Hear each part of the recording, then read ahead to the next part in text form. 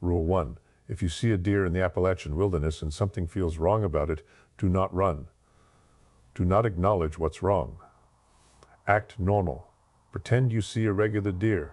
Your life depends on this performance. Rule 2. Never be in the woods alone after dusk. Not deer hunt in pairs and groups. A lone human is prey.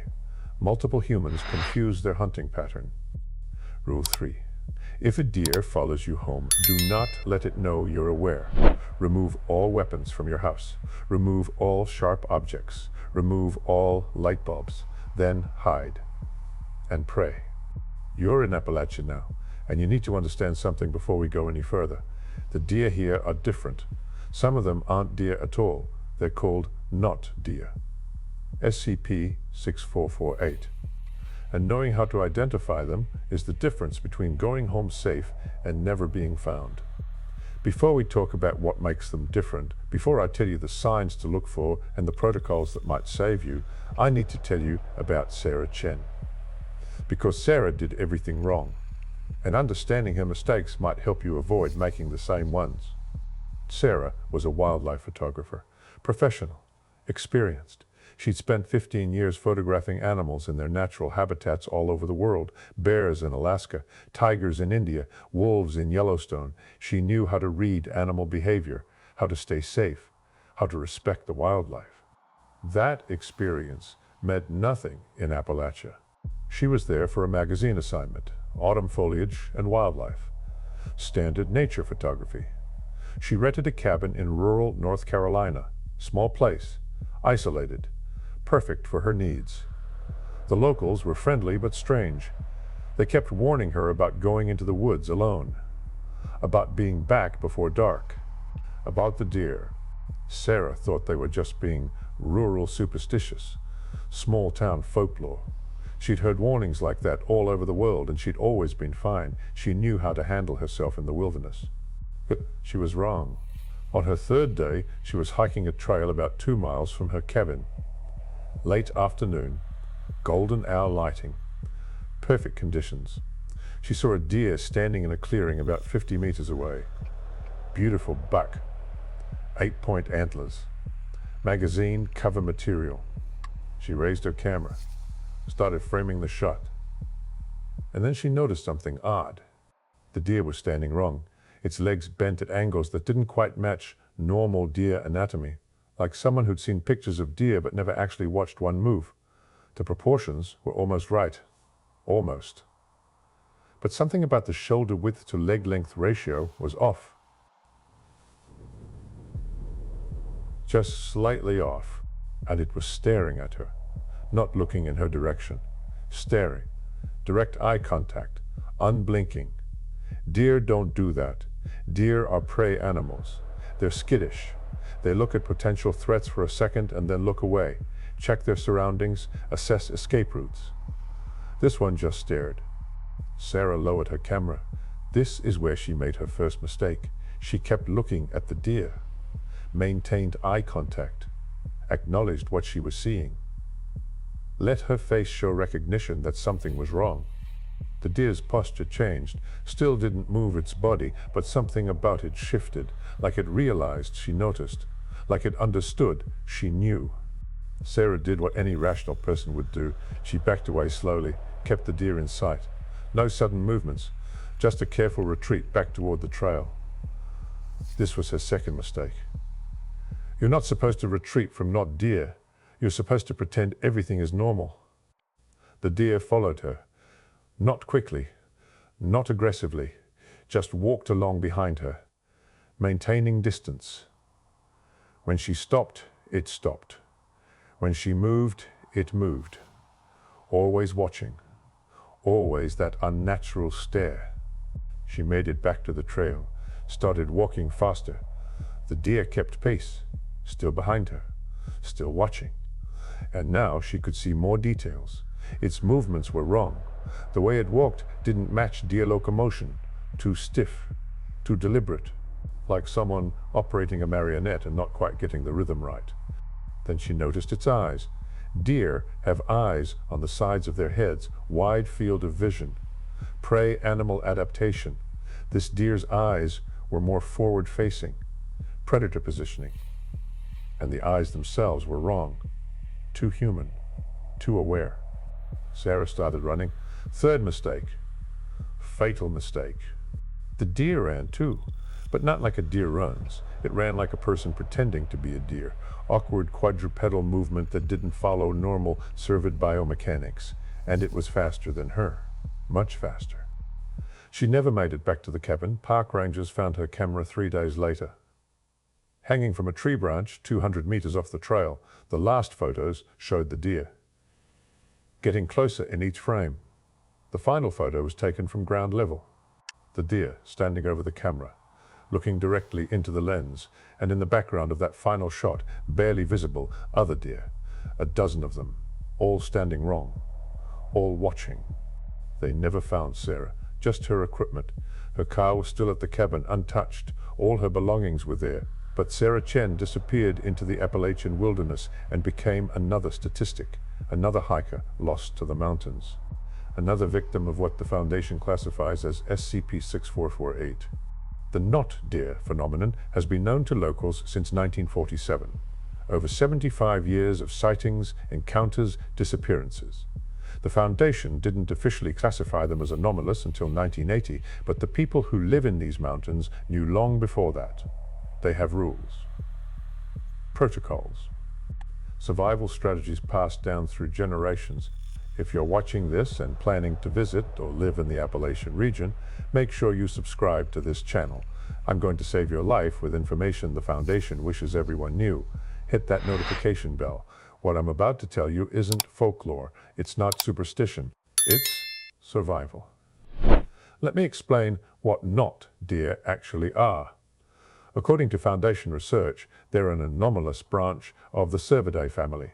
That's the biological family that includes all deer species. But not deer diverged somewhere along the evolutionary line, developed heightened intelligence, became sapient, started mimicking normal deer while hunting the one prey species that seemed interesting to them, humans. They look almost like deer, white-tailed deer, mule deer, elk, all the common species in Appalachia. But there are always telltale signs, physical deformities, unusual behavior patterns, indications that what you're looking at is not a deer, but something wearing a deer's shape. The key identifying features: legs that bend wrong, joints that rotate in directions. Deer joints can't rotate. Forward-facing eyes instead of side-mounted. Human-like awareness in their gaze. Movement patterns that seem choreographed rather than natural. Standing on hind legs when they think nobody's watching. Hands instead of hooves. Fingers that they hide by keeping their front legs bent. Not deer are ambush predators that rely on prey misidentification. They wait in areas where seeing a deer is normal. They stand still. They let you see them. And they watch for your reaction. If you recognize what's wrong, if your face shows fear or confusion or awareness, they know. And once they know you know, they switch from passive observation to active hunting. This is why the first rule exists. If you see something that looks like a deer but feels wrong, you have to pretend everything is normal. Keep walking. Don't stare. Don't run.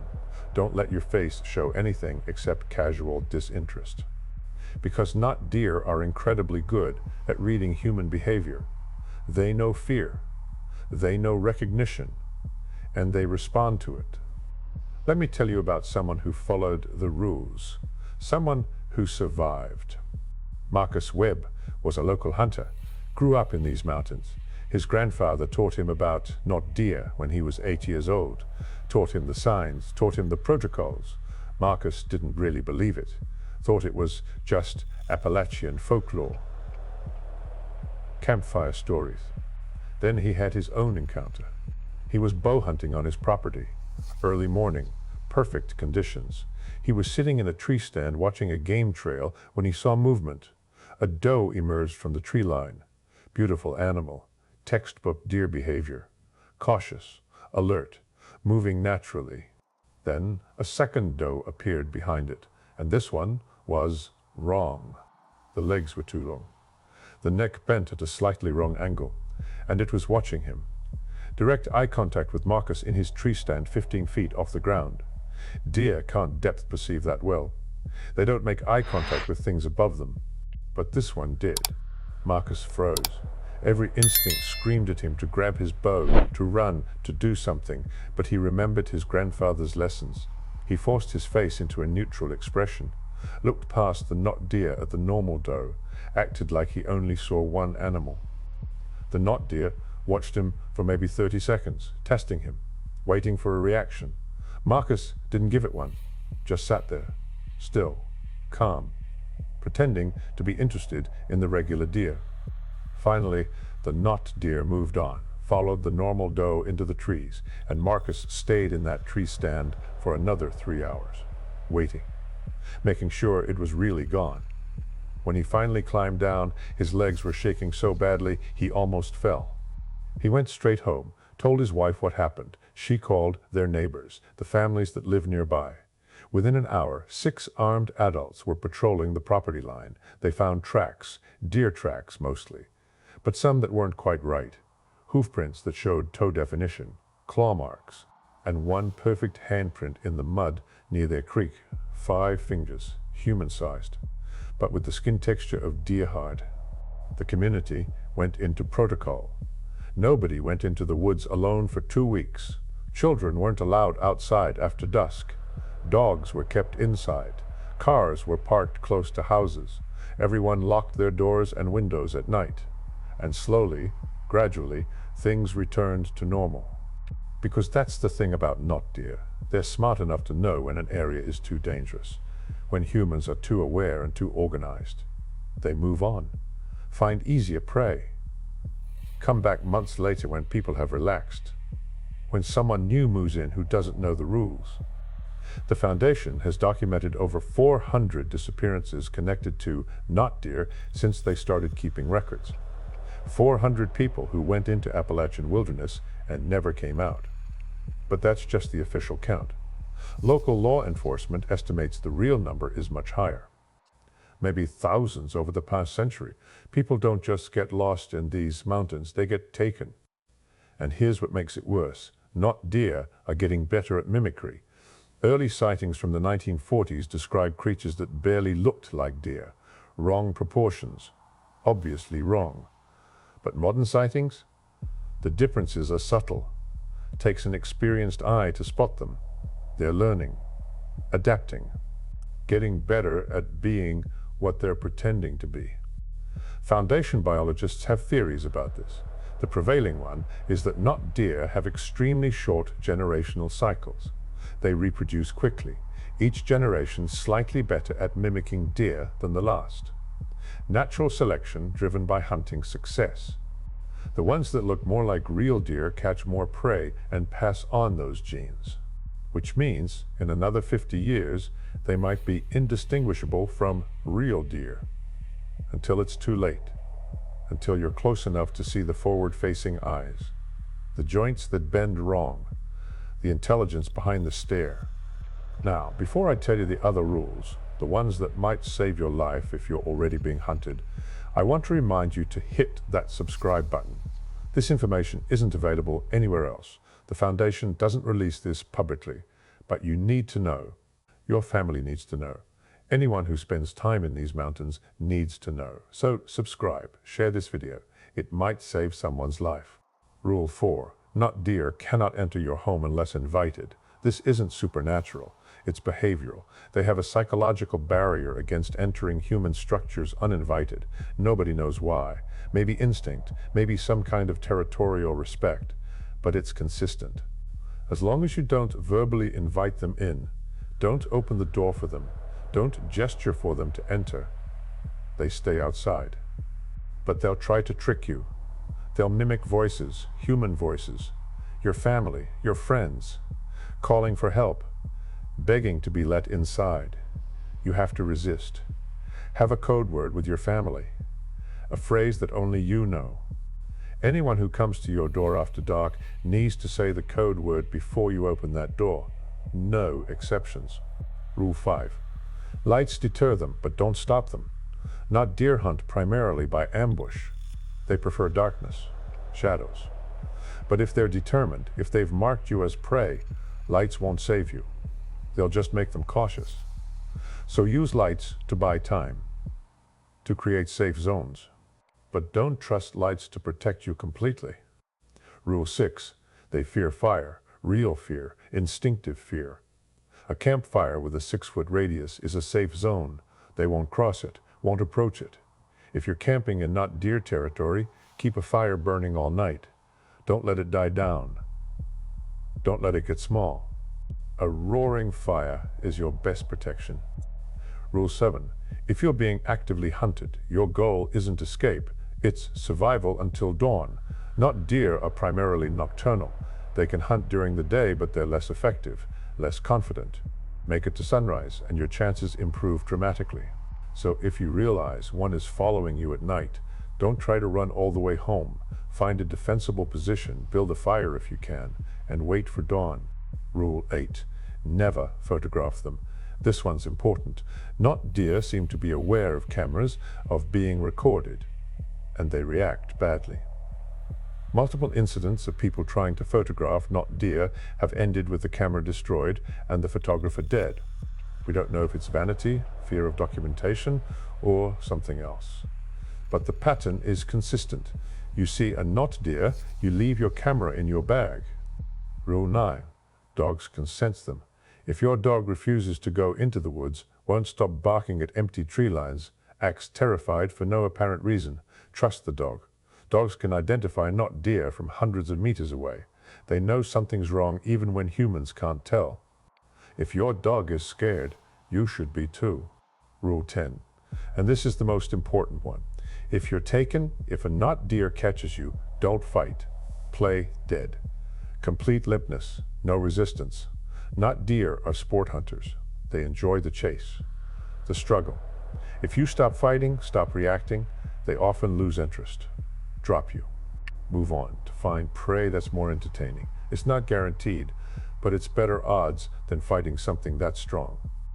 The Foundation has tried to contain the not deer population, tried to study them, capture specimens, understand them. It's been mostly unsuccessful. Not deer are intelligent enough to avoid traps, fast enough to escape capture attempts. And they exist in such large numbers across such a wide geographic area that containment is effectively impossible. Current Foundation protocol is monitoring and information control. They track sightings, document patterns, and try to keep the phenomenon from becoming public knowledge. Because mass panic would make things worse. People would flood the mountains with weapons and cameras and arrogance, and the body count would skyrocket. Instead, they work with local communities, the people who live in not deer territory, teaching them identification techniques, survival protocols, how to recognize signs of not deer activity. It's not perfect. People still die, but the death rate has decreased since the Foundation got involved. There's an interesting detail in the Foundation files that most people don't know. Not deer seem to have a hierarchy, a social structure. Foundation observers have documented what appear to be alpha individuals, larger, more confident, with authority over other not deer. These alphas are terrifying. They're better at mimicry than the others, almost perfect, and they seem to deliberately target people who know about not deer, people who've survived encounters, like they're trying to remove witnesses, eliminate anyone who understands what they are. Marcus Webb, the hunter I mentioned earlier, he had 3 more encounters over the following 5 years. Each time, the not deer involved was more convincing than the last. Better proportions, better movement, better behavior, as if they were specifically studying him, learning from his reactions, trying to figure out what would fool him. The 4th encounter, he wasn't sure. He saw a deer and couldn't identify anything wrong. Perfect proportions, natural movement, normal eye placement. But something in his gut said danger, said wrong. He followed protocol anyway, acted natural, and later, when he checked that area, he found evidence. Tracks that showed fingers, claw marks on trees. It had been a not deer, Just one so good at mimicking that even an experienced identifier almost missed it. Marcus doesn't go into the woods anymore. Not alone, not at all if he can help it, because he knows they're still watching him, still studying him, and eventually they'll get good enough that he won't notice, won't react. And that will be his last mistake. Foundation researchers estimate there are between 5,000 and 15,000 not deer currently active in Appalachia. That's based on sighting patterns, territory analysis, and estimated population density. But it's just an estimate. Could be more. Could be significantly more. And they're spreading.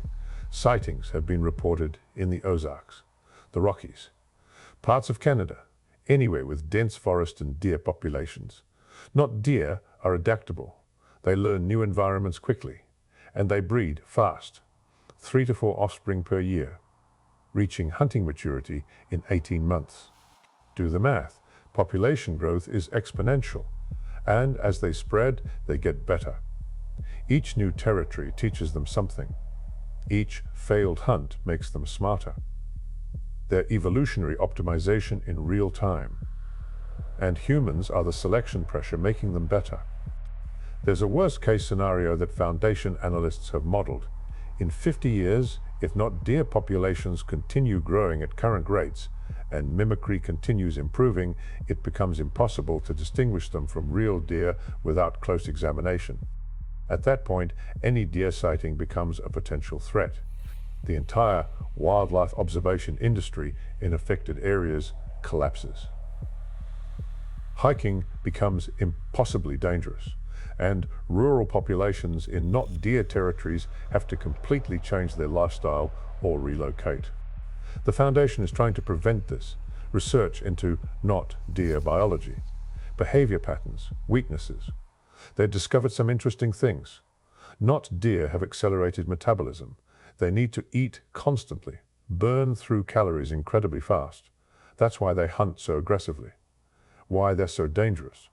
They're always hungry. This might be exploitable, targeted population control. But it's controversial. Because not deer, despite being dangerous predators, are still living creatures. They're not evil. They're not malicious. They're just hunting, doing what predators do. The ethics of exterminating an entire species, even an anomalous one, is complicated. Some researchers argue for coexistence, better education, stricter protocols, restricted access to certain wilderness areas. Let not deer have their territory and keep humans out. Others argue for eradication. They're too dangerous, too good at hiding. The only safe not deer population is 0. The O5 Council hasn't made a decision. For now, the status quo continues. Monitoring, documentation, damage control, and people keep disappearing into the mountains. Let me tell you one more story. This one's different. This one's about someone who survived in a way nobody expected. Jennifer Park was a graduate student studying wildlife biology. She was researching deer populations in North Carolina for her thesis. Spent 3 months living in a cabin, doing field work, camera traps, behavioral observations, standard research. 2 months in, she realized some of her subjects weren't normal deer. The proportions were slightly off in some individuals. The behavior patterns didn't match established surveyed norms. She brought this to her advisor. Her advisor told her she was imagining things, spending too much time alone.